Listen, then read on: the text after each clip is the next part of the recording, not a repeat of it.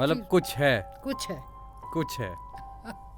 अब कितना कुछ है मैम, आप थोड़ा बताओगे इसके बारे में? वो राजा ने सोचा कि मैं यहाँ पे अपना किला बनाऊंगा। ऋषि ने एक शर्त रखी कि अब जो भी बिल्डिंग बनाएंगे, जो भी महल बनाएंगे, इतनी ऊंचाई रखिएगा कि उसकी परछाई हमारी किसी बिल्डिंग पे ना पड़े। सुपर नेचुरल पावर्स होती हैं, पैरानॉर्मल एक्टिविटीज होती हैं, डॉग विसल होती है जिसको हम बजाते हैं, वो साउंड हमें नहीं सुनती, सिर्फ डॉग्स को सुनती। एवरेज पर्सन वहाँ पे आधा घंटा क्या 10 मिनट भी नहीं रुक सकता, और अगर वो ज़्यादा समय वहाँ गुजारें तो वो अपनी जान से बेहद हो सकते हैं। आपके साथ एक एक्सपीरियंस शेयर करना चाहूँगी जो सुन के आप हैरान हो जाओगे। गुड मॉर्निंग, आदाब, सत श्री अकाल। मैं हूँ रजनीश और आप जुड़े हैं आज हमारे साथ एक बार फिर से चैट अनलॉक पे। तो आपकी डिमांड पे, आपकी विशेस पे हमने रेनू मैम से एक बार फिर से रिक्वेस्ट की है कि मैम प्लीज़ आप आओ, बिकॉज़ लास्ट का जो एपिसोड था हमें सारे अपने सोशल हैंडल्स पे बहुत अच्छा रिस्पांस मिला उसका, और आप सभी की विशेस पे रेनू मैम स्पेशली यहाँ पे आई हैं और एक नया टॉपिक लेके, टॉपिक होने वाला है बहुत interesting. Renu ma'am, last time जहाँ हमने बात की थी, देखो मैं तो कई दिनों तक डरता रहा हूँ उसमें ना। हनुमान चालीसा का भी मैंने खूब प्रयोग किया है उसके अंदर। तो आज का जो टॉपिक था, बट एक होता है ना कि डर के बाद मज़ा आता है, डर के आगे जीत। तो उसमें भी मतलब एक अपना ही एक मज़ा है, मतलब एक अलग, डरने में भी अपना ही मज़ा है। बिकॉज आपके एक ह्यूमन नेचर है, जब आप किसी चीज़ से डरते हो तो आप कहीं ना कहीं उसके अंदर आपकी एक क्यूरियोसिटी होती है उसको जानने की कि इसके पीछे की सच्चाई क्या है। और जब वो सच्चाई पता लगती है तो शायद वो डर डर नहीं रहता, फिर उसके मायने बदल जाते हैं चीज़ों को लेके। तो आज हम वैसे कुछ डिस्कशन कर रहे थे मैम अपनी टीम के साथ। तो बात हुई भानगढ़ के बारे में, हम लोग कर रहे थे कि most haunted places in world. तो हमारे इंडिया का भी एक जगह बड़ी उभर के सामने आती है गूगल पे, बड़ी प्राउडली दिखती है, भानगढ़। और जब जैसे भानगढ़ लेते हैं तो कई तरह के क्वेश्चन मार्क दिमाग में चलना शुरू हो जाते हैं कि भानगढ़ है क्या। तो उसके बारे में आज हम डिस्कशन करना चाहूँगा, थोड़ा आपका टाइम लेना चाहूँगा कि मैम ये भानगढ़ की सच्चाई है क्या। रजनीश, आपने एक बहुत इंटरेस्टिंग बात कही, क्यूरियोसिटी। देखो, एक आप कैंडल जला के रख दो, कोई शायद बच्चा उसको नहीं छुएगा, लेकिन अगर आप उसको मना करो तो एक बार वो ज़रूर देखेगा कि मना क्यों किया।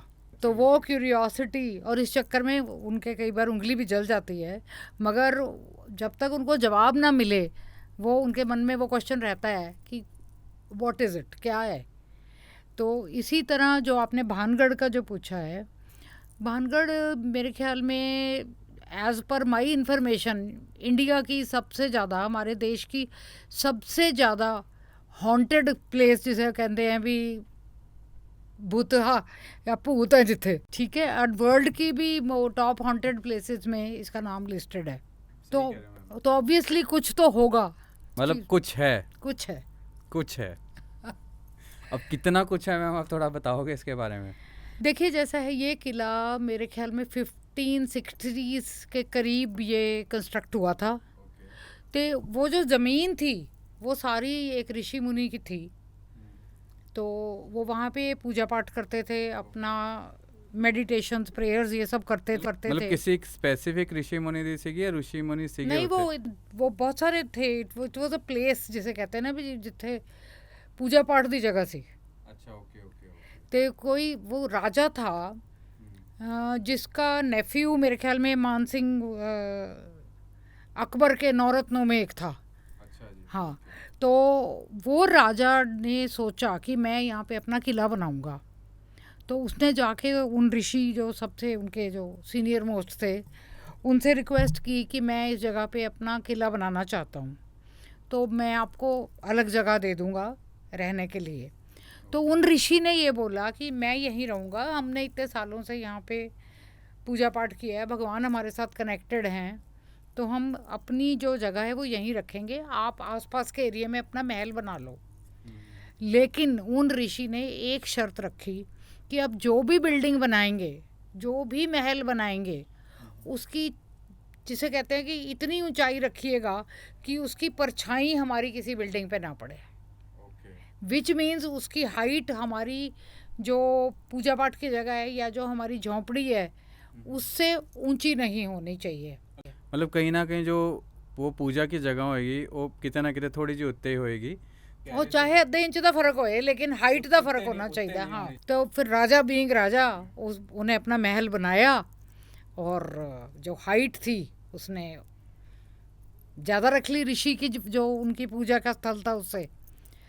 तो जब बनने के बाद ऋषि ने देखा उसको बहुत क्रोध आया, बड़ा गुस्सा आया। उसने राजा को श्राप दिया कि तूने मेरी कही बात को नकारा, मेरी मतलब मैंने तुम्हें सिर्फ एक रिक्वेस्ट करी थी कि हाइट ज़्यादा मत रखना, तो तुमसे वो भी नहीं करा गया। तो आज मैं तुम्हें श्राप देता हूँ कि इस महल में कोई बसेगा ही नहीं और तुम्हारी जनरेशन ਤੁਹਾਡੀਆਂ ਪੁਸ਼ਤਾਂ ਖਤਮ ਹੋ ਜਾਣਗੀਆਂ। ਮਤਲਬ ਇਹ ਹੈ ਸੱਚਾਈ ਭਾਨਗੜ ਦੀ। ਇਹ ਭਾਨਗੜ ਦੀ ਸੱਚਾਈ ਹੈ। ਮਤਲਬ ਆਪਾਂ ਡਰਦੇ ਆ ਰਹੇ ਹਾਂ, ਕੁਝ ਲੌਜਿਕ ਨਹੀਂ ਸਾਨੂੰ ਪਤਾ ਸੀਗਾ, ਤਾਂ ਰੇਨੂ ਮੈਮ ਨੇ ਸਾਨੂੰ ਦੱਸਿਆ ਵੀ ਭਾਨਗੜ ਦੀ ਸੱਚਾਈ ਕੀ ਹੈ ਤੇ ਮਤਲਬ ਮੇਨ ਮੁੱਦਾ ਕੀ ਹੈ ਕਿ ਲੋਕੀ ਉੱਥੇ ਜਾਣ ਤੋਂ ਡਰਦੇ ਆ। ਜਦੋਂ ਇੱਕ ਪਰਮਾਤਮਾ ਨਾਲ ਜੁੜੇ ਹੋਏ ਬੰਦੇ ਦੀ ਤੁਸੀਂ ਇੰਨੀ ਗੱਲ ਨਹੀਂ ਰੱਖ ਸਕਦੇ ਤੇ ਕਿਤੇ ਨਾ ਕਿਤੇ ਤੇ ਉਹ ਕਹਿੰਦੇ ਨਾ ਕਰਮਾਂ ਦੇ ਫਲ, ਉਹ ਸਿਚੁਏਸ਼ਨ यहाँ पे हुई है। ਤੇ ਮੈਡਮ ਤੁਹਾਨੂੰ ਇੱਥੇ ਥੋੜਾ ਜਿਹਾ ਰੋਕਾਂਗਾ। ਮੈਨੂੰ ਨਾ ਥੋੜਾ ਜਿਹਾ ਇੱਕ ਕੁਐਸਚਨ ਮੇਰੇ ਦਿਮਾਗ 'ਚ ਕਈ ਵਾਰ ਆਉਂਦਾ ਹੈ ਵੀ ਜਿਵੇਂ ਆਪਾਂ ਕਹਿੰਦੇ ਸੁਪਰ ਨੈਚੁਰਲ ਪਾਵਰਸ ਹੈ ਨਾ ਤੇ ਪੈਰਾਨੋਰਮਲ ਜਿਹੜੀ ਪਾਵਰਸ ਹੁੰਦੀਆਂ वन से सेम थिंग हैगी है, कुछ अलग है? नहीं, ये दो अलग चीज़ें हैं। सुपर नेचुरल पावर्स होती हैं, पैरानॉर्मल एक्टिविटीज़ होती हैं। सुपर नेचुरल इज़ की जिद्दां नॉर्मल ਤੁਸੀਂ ਔਰ ਮੈਂ ਜਨਮ ਲਿੱਤਾ ਇਸ ਦੁਨੀਆ 'ਚ ਆਏ ਹਾਂ ਤੇ ਸਾਡੇ 'ਚ ਨੋਰਮਲ ਪਾਵਰਸ ਹੈ ਸੋਚਣ ਦੀ, ਕੈਲਕੂਲੇਟ ਕਰਨ ਦੀ, ਈਵਨ ਕਿ ਜੇ ਅਸੀਂ ਮਾਰ ਕੁਟਾਈ ਵੀ ਕਰਨੀ ਹੋਏ ਫਿਜ਼ੀਕਲ ਪਾਵਰ, ਇਹ ਸਾਰੀ ਚੀਜ਼ਾਂ ਪਲੱਸ ਮਾਈਨਸ ਡਿਗਰੀ 'ਚ ਸਾਡੇ ਸਭ 'ਚ ਹੁੰਦੀਆਂ। ਮਗਰ ਜਦੋਂ ਉਹ ਪਾਵਰ ਐਕਸੀਡ ਹੋ ਜਾਏ, ਕੋਈ ਲੋਕ ਹੁੰਦੇ ਆ ਦੁਨੀਆ 'ਚ ਔਰ ਇਹ ਸੱਚ ਹੈ ਹੁੰਦੇ ਆ ਜਿਨ੍ਹਾਂ ਨੂੰ मैं हिंदी पंजाबी इंग्लिश मिक्स बोल रही हूँ, आई होप सब ਲਈ कंफर्टेबल है। तो जो नॉर्मल पावर्स ਤੋਂ ਬਿਯੋਂਡ ਕੋਈ ਵੀ ਪਾਵਰ ਹੈ ਜਿਸ ਕਰਕੇ ਅਸੀਂ ਕਈ ਵਾਰ ਕਹਿੰਦੇ ਇੰਟਿਊਸ਼ਨ ਹੁੰਦੀ ਹੈ, ਅਸੀਂ ਕੋਈ ਚੀਜ਼ ਪਿਕਅਪ ਕਰ ਸਕਦੇ ਹਾਂ ਕਿ ਇਹ ਚੀਜ਼ ਹੋਣ ਵਾਲੀ ਹੈ, ਜਾਂ ਅਸੀਂ ਕਿਸੇ ਨੂੰ ਜੇ ਕੁਝ ਕਰਨਾ ਚਾਹੀਏ, ਫॉर एग्जांपल ਮੈਂ ਕਿਸੇ ਨੂੰ ਮਾਰਦੀ ਹਾਂ ਤੇ ਨੋਰਮਲ ਤੋਂ ਜ਼ਿਆਦਾ ਤਾਕਤ ਨਾਲ ਮੇਰੇ 'ਚ ਇੰਨੀ ਤਾਕਤ ਹੈ ਕਿ ਮੈਂ ਦੀਵਾਰ ਤੋੜ ਸਕਦੀ ਹਾਂ, ਮੈਂ ਆਪਣੇ ਆਪ ਨੂੰ ਇੰਨਾ ਉੱਚਾ ਜੰਪ ਕਰ ਸਕਦੀ ਹਾਂ। ਇਹ ਸੁਪਰ ਪਾਵਰਸ ਆਉਂਦਾ, ਸੁਪਰ ਨੈਚੁਰਲ ਤੋਂ ਹਟ ਕੇ ਸੁਪਰ ਲੈਵਲ ਦੀ ਪਾਵਰਸ ਔਰ એનર્ਜੀਜ਼। ਤੇ ਸੁਪਰ ਨੈਚੁਰਲ ਜਿਹੜੀ ਪਾਵਰਸ ਹੁੰਦੀ ਹੈ ਕਿਵੇਂ, ਮਤਲਬ ਕਿਵੇਂ ਆਂਦੀ ਕਿਵੇਂ ਹੈ? ਇਹ ਆਂਦੀਆਂ ਨਹੀਂ ਹੈ, ਇਹ ਬਾਈ ਬਰਥ ਹੈ, ਇਹ ਆਪ में है या नहीं है। अच्छा, बाय बर्थ है? बाय बर्थ है, either you are a super natural person और नॉट। फिर दूसरी जो ਤੁਹਾਡਾ क्वेश्चन है पैरानॉर्मल, ਇਹਨੂੰ ਦੋ शब्दों में डिवाइड करो, पैरा एंड नॉर्मल। नॉर्मल तो हट के जो भी कोई एक्टिविटी, आपको एक छोटा सा एग्जांपल देती हूँ। एक डॉग विसल होती है जिसको हम बजाते हैं, वो साउंड हमें नहीं सुनती, सिर्फ डॉग्स को सुनती है। उसका जो डेसिबल लेवल होता है ह्यूमन बीइंग्स के लिए डिफरेंट होता है, जानवरों के लिए डिफरेंट होता है। तो अगर हमने डॉग्स को ट्रेन करना है, कंट्रोल करना है, तो हम वो विसल यूज़ करते हैं जो हमें नहीं सुनाई देती लेकिन जानवरों को सुनाई देती है। इसी तरह किसी भी जगह में, जैसे आपने भानगढ़ का ही एग्जाम्पल लिया, वहाँ इतनी ज़्यादा पैरानॉर्मल एक्टिविटीज़ होती हैं, इतनी नेगेटिविटी हो जाती है दैट एवरेज पर्सन वहाँ पे आधा घंटा क्या 10 मिनट भी नहीं रुक सकता। तो उसका कोई ना कोई फिज़िकल मेंटल डैमेज या कोई ना कोई उसको प्रॉब्लम होनी शुरू हो जाती है, और अगर वो ज़्यादा समय वहाँ गुजारें तो वो अपनी जान से बेहद हो सकते हैं। So paranormal is something away from normal. हम थोड़ी सी और बात करते हैं भानगढ़ पे। जैसे अब वहाँ पे आप देखोगे नॉर्मली आपको बोर्ड दिखेगा कि आप सनराइज से पहले और सनसेट के बाद आप नहीं जा सकते हो। 5:30 के बाद स्ट्रिक्टली वहाँ पे बैन किया हुआ कि मतलब कोई इतने जाएगा ही नहीं। तो मतलब ये उसका रीज़न मतलब कि है, मतलब की ਹੁੰਦਾ है 5:30 बजे तो बाद के लोग की उत्थे नहीं जाते। देखो 1999 से पहले इंटरनेट नहीं था, उससे पहले मोबाइल भी नहीं थे, कलर टीवी भी नहीं था, और अगर हम कहते कि ये चीज़ें होंगी तो लोग हमारा मजाक उड़ाते हैं कि ऐसे कैसे इतने से डब्बे से आप दूसरे देश में बात कर सकते हो, राइट? मगर आज वो चीज़ें एग्जिस्ट करती हैं। जो रिसर्च वर्ड होता है ना, that is research. Already existing जो चीज़ें हैं उन्होंने दोबारा ਲੱਭਣਾ, ਉਹਨਾਂ ਨੂੰ ਸਾਹਮਣੇ ਲੈ ਕੇ ਆਣਾ। ਬਹੁਤ ਸਾਰੀ ਚੀਜ਼ਾਂ ਜੋ ਐਗਜ਼ਿਸਟ ਕਰਦੀਆਂ ਸਾਨੂੰ ਨਹੀਂ ਪਤਾ, ਇਹਦਾ ਮਤਲਬ ਇਹ ਨਹੀਂ ਹੈ ਕਿ ਉਹ ਹੈ ਨਹੀਂ, ਰਾਈਟ? ਇਸੇ ਤਰ੍ਹਾਂ ਅਸੀਂ ਕਹਿੰਦੇ ਹਾਂ ਕਿ ਆਤਮਾ, ਭੂਤ, ਕੋਈ ਐਸੀ ਤਾਕਤ, ਐਸੀ ਸ਼ਕਤੀ ਜੋ ਸਾਡਾ ਫਾਇਦਾ ਜਾਂ ਨੁਕਸਾਨ ਕਰ ਸਕਦੀ ਹੈ, ਜਸਟ ਬਿਕੋਜ਼ ਅਸੀਂ ਖੁਦ ਉਹਨੂੰ ਨਹੀਂ ਦੇਖਿਆ ਜਾਂ ਉਹਨੂੰ ਮਹਿਸੂਸ ਨਹੀਂ ਕੀਤਾ, ਇਹਦਾ ਮਤਲਬ ਇਹ ਨਹੀਂ ਹੈ ਕਿ that power does not exist. वो एग्जिस्ट करती है पावर। भानगढ़ ਦੀ ਜਿੱਥੇ ਤੁਸੀਂ ਗੱਲ कर रहे हो, इतनी नेगेटिव एनर्जी वहाँ पे हो चुकी है इकट्ठी इतने सालों में। मैंने आपको बोला 1560s में बनी थी, आज 2024 है, तो आप देख लो कितने 100 साल हो गए उस एनर्जी को वहाँ पे इकट्ठे होते हुए। और जहाँ तक आपने टाइमिंग की बात करी, जो आर्कियोलॉजिकल सर्वे ऑफ इंडिया है ASI, जिन्होंने तुसी पुरातत्व विभाग कहते हो, जो पुरानी बिल्डिंगा हैरीटेज बिल्डिंग्स इन्हों पर स्टडी करते हैं या ज़मीन चो खोद के नवीं चीज़ां कढ़ते हैं जो पुराने ज़माने सीगियां, इस डिपार्टमेंट ने अगर वहाँ पे बोर्ड लगाया है that entry is prohibited after, हाँ हैंस प्रूव्ड है ये, that after sunset and before sunrise.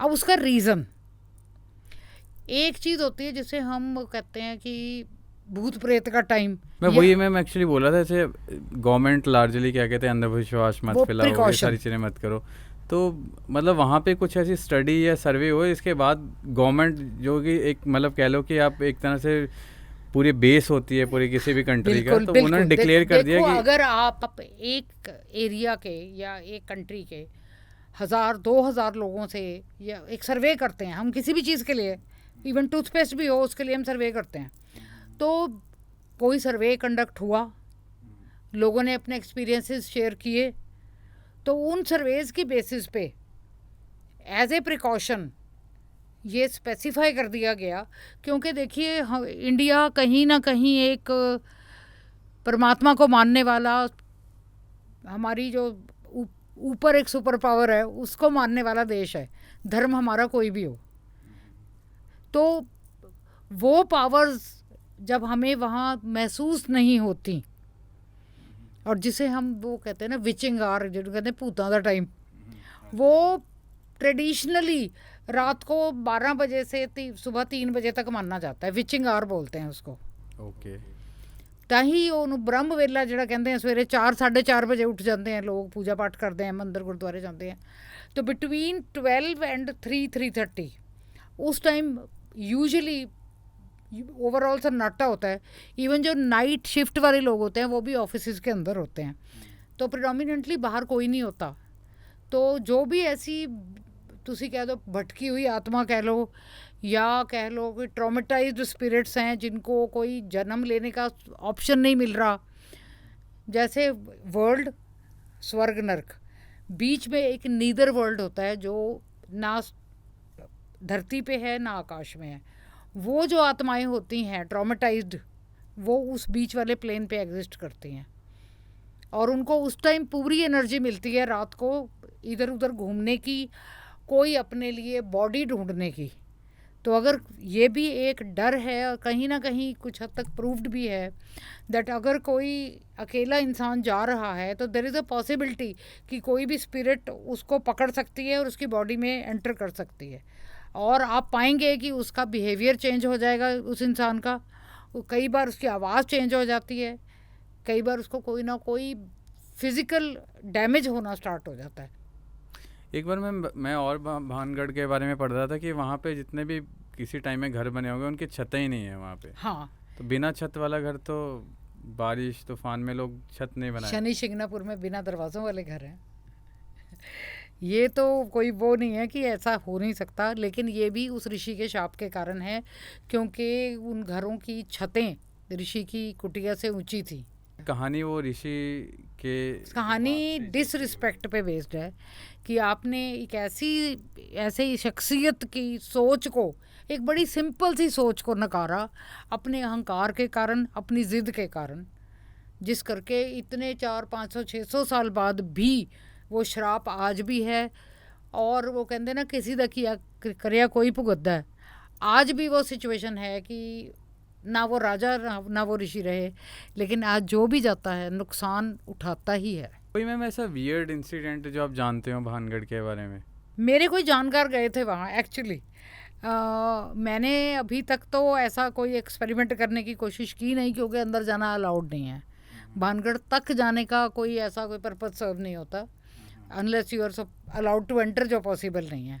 पर बहुत पहले जब ये एंट्री बैंड नहीं थी, अच्छा, एंट्री पहले बैन नहीं। साल पहले नहीं थी, मगर over a period of time तो obviously with experience and bad information from people, सरकार भी ह्यूमन लाइफ का तो कहीं ना कहीं रिस्क नहीं लेती ना।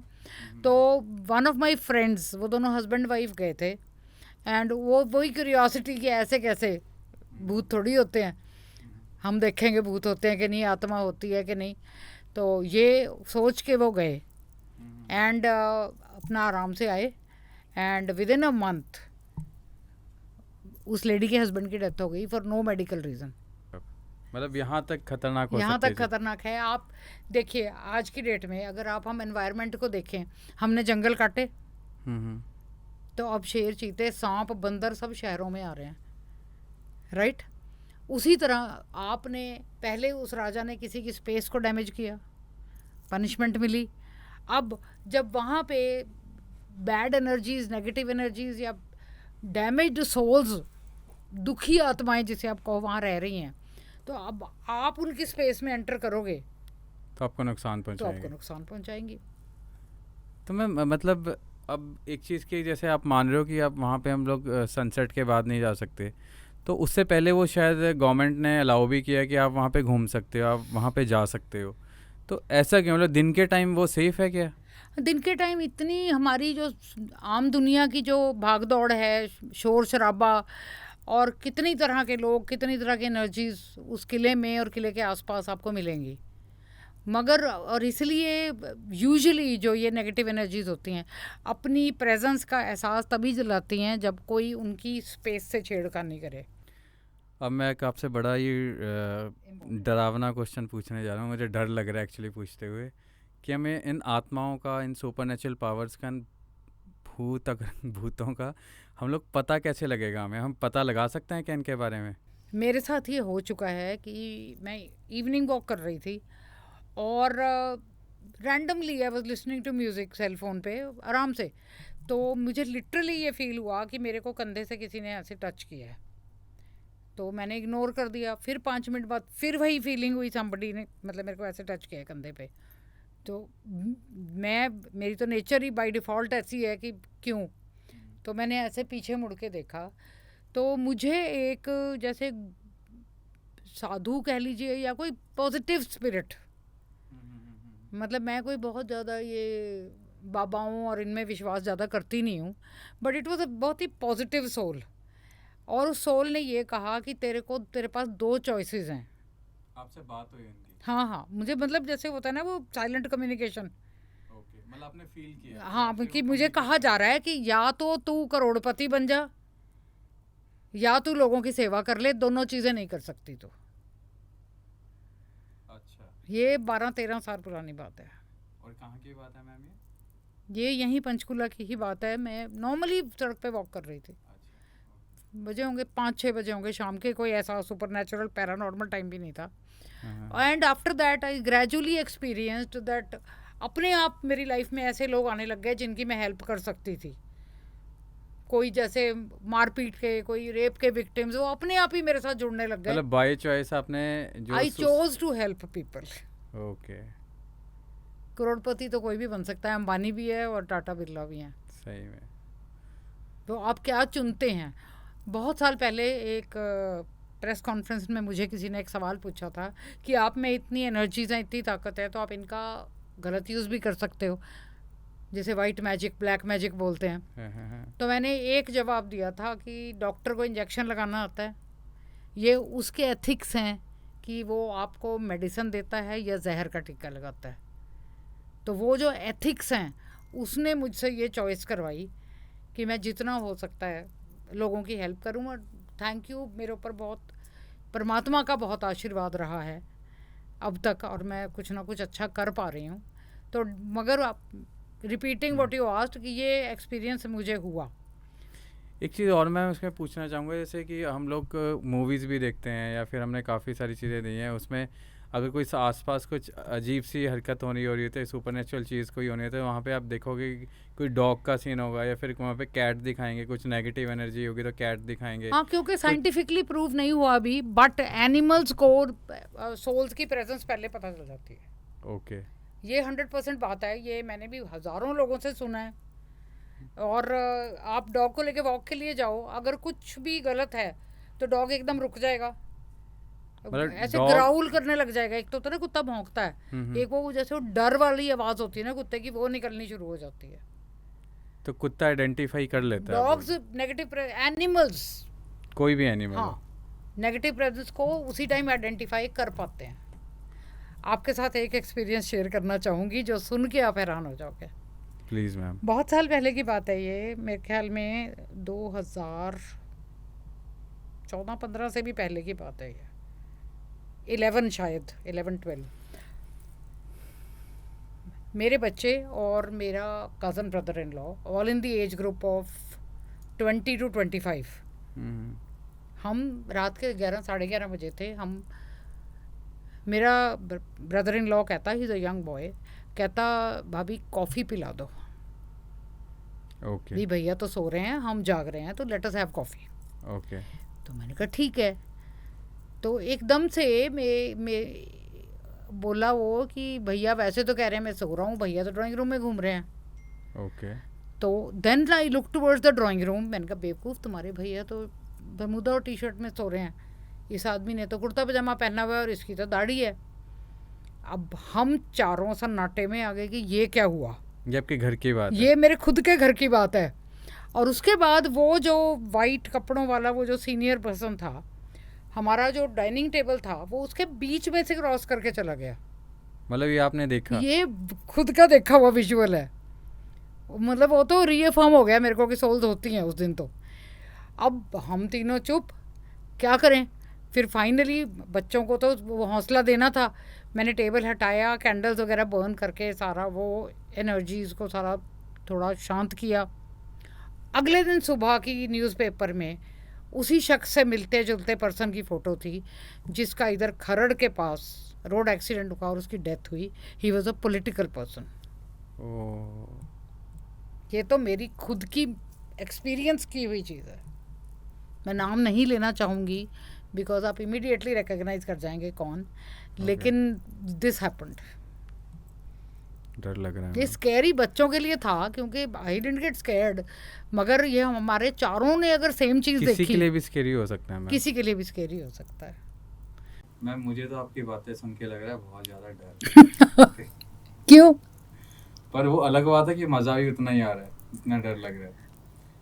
अच्छा अब मैम, एक और मेरे दिमाग में क्वेश्चन था, क्या मतलब जैसे हम देखो कहीं आप हम लोग सुनते भी हैं कि क्या जो लोग इस दुनिया में नहीं है उन लोगों से बात हो सकती है, पॉसिबल है, या फिर ये सिर्फ नाटकबाजी है? बात हो सकती है लेकिन आपको अपना डर निकालना पड़ेगा।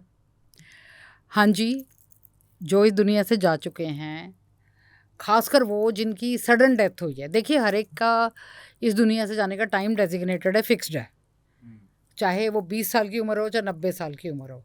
लेकिन डेथ का जरिया क्या है?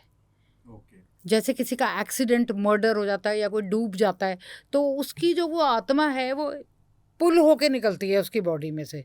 तो उसकी बॉडी और सोल दोनों को ट्रॉमा होता है, तकलीफ होती है। तो वो जो सोल्स होती हैं ना, वो जो मैंने आपसे कुछ टाइम पहले वो नीदर वर्ल्ड बोला था, वो वहाँ पे कहीं ना कहीं भटकती हैं। हम लोगों को मजाक में भटकती आत्मा कहते हैं, कभी नहीं कहना चाहिए, ठीक है। तो वो जो सोल्स जब तक उनका रीबर्थ नहीं होता, हम उनसे बात कर सकते हैं। मेरे पास बहुत लोग आते हैं, जैसे स्कूल का ट्रिप गया, कॉलेज का ट्रिप गया, बच्चा कोई ड्राउन हो गया या उसकी बॉडी नहीं मिली, तो ऑब्वियसली पुलिस जो मर्जी कहे, पेरेंट्स को तो क्लोजर चाहिए होता है ना कि हाँ की होया साढ़े बच्चे नाल। या किसी स्कूल बस का एक्सीडेंट होता है, छोटे छोटे बच्चों की डेथ हो जाती है, पेरेंट्स कहीं ना कहीं टूट जाते हैं, तो उनको किसी ना किसी किस्म का एक वो चाहिए होता है, कहते हैं ना वो दरवाज़ा बंद करने का तरीका, ताकि वो जान सकें। ताकि वो जान सकें कि हमारा जो बच्चा है, पहली बात हमने एक्चुअली खो दिया है, और अगर पुनर्जन्म हो गया है और वो बच्चा उस सोल दोबारा कहीं रीबर्थ हो चुका है, फिर मैं ये प्रोसेस नहीं करती, क्योंकि फिर हम कहीं ना कहीं एक न्यूबॉर्न बेबी या किसी ऐसे पर्सन को जिसका कोई दोष नहीं है बेसिकली, हम उसकी बॉडी में से आत्मा निकाल रहे हैं बात करने के लिए, दैट इज रॉन्ग। जैसे हम रीबर्थ की बात करें, जैसे आदमी इमीडिएटली मतलब शरीर छोड़ता है, तो रीबर्थ भी इमीडिएटली हो जाता है उसमें? नॉट, नहीं, कोई ज़रूरी नहीं है। 2 दिन भी लग सकते हैं, महीना भी लग सकता है, नहीं भी हो सकता। तो ये मतलब कि ये नेचुरल प्रोसेस है या फिर भगवान की बनाई हुई चीज़ है? देखो, हमारी जो सोल है वो एक एनर्जी है, हमारी जो आत्मा है, इसका वजन भी तोला जा चुका है। अच्छा, आत्मा का वजन? Yes, 21 grams. अगर काइनेटिक एनर्जी जिसे आप बोलते हैं, तो ये एनर्जी एग्जिस्ट करती है टिल इसको एक कोई आउटलेट मिले, कोई ज़रिया मिले अपने आप को एक्सप्रेस करने का।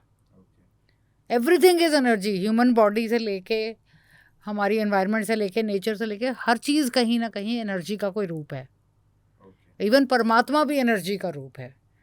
देखो, हम कुछ रिलीजन्स हैं जो, देखिए आप, हिंदूज़ का थॉट प्रोसेस डिफरेंट है, पारसीज़ का डिफरेंट है, मुस्लिम्स का डिफरेंट है, मगर at the end of it सब रिश्तों में, चाहे आप उसको जन्नत और जहन्नुम कह लो, चाहे नर्क और स्वर्ग कह लो, चाहे कुछ भी कह लो, कहीं ना कहीं घूम फिर के ये कर्मों के फल हैं।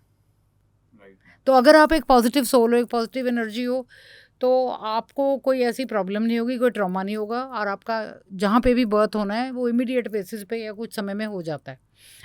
एक मैम, एक चीज़ और मैं पूछना चाह रहा था, जैसे हम लोग बोलते हैं कि कुछ जैसे आत्मा होती है या फिर सोल्स होती हैं, सुपरनेचुरल पावर होती हैं, तो लोगों में ना बड़ी एक कॉन्सेप्ट बना हुआ है कि ये नुकसान ही पहुंचाएगी, कुछ अनहेल्दी एक्टिविटीज होंगी जो कि नहीं होनी चाहिए। नहीं, ऐसा क्या ये अच्छे के लिए भी होती हैं? अच्छे के लिए भी होती हैं, वही गुड सोल्स भी होती हैं, बैड सोल्स भी तो होती ये हैं। अच्छा भी करती हैं? अच्छा भी करती हैं, अच्छा ना भी करें नुकसान नहीं करती, सबसे बड़ी बात ये है। क्योंकि जो गुड सोल है वो एज इट इज़ पीसफुल, शांत, आप कहते ना अपने कम नाल कम रखना, they are very like sorted souls. जो नेगेटिव वाले हैं ना, जिन्होंने पूरी लाइफ डैमेजेस भी करे हैं लोगों के, वो भूत प्रेत और ये पैरानॉर्मल वाली कैटेगरी में जाते हैं। दूसरी कैटेगरी वो है कि भी ट्रॉमेटाइज डेथ वाली, कि जो इनको क्लोजर चाहिए अपने बच्चों से या फैमिली मेम्बर से बात करने का। ये 2 अलग कैटेगरीज हैं, इनको आपस में नहीं कंफ्यूज करिए। जो बैड पीपल हैं, they will become bad souls. अब आपको क्या लगता है, कोई स्मगलर है, कोई मर्डरर है, कोई रेपिस्ट है, उसको क्या अच्छे कर्मों के फल मिलेंगे? जो हमारी ऊपर जो परमात्मा है या शक्ति है, वो क्यों उसको दोबारा जीने का मौका देगी या इस दुनिया में आने का मौका देगी?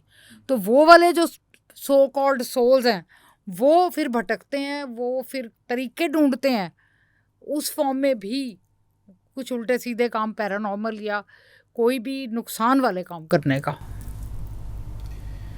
ठीक है ऑडियंस, बड़ी इंटरेस्टिंग बातचीत हुई है रेनू मैम से, और मुझे तो सच में फिर से डर लगना शुरू हो गया। तो मैं तो मैम से, आप इतना अच्छा काम कर रहे हो रजनीश, यू हेल्प पीपल, आप इतने पॉजिटिव हो, देखो आप अपना वर्क, अपनी फैमिली, हर चीज़ बैलेंस करते हो, आपको डरने की ज़रूरत नहीं है। Thank you ma'am. अब डर थोड़ा कम हो गया है।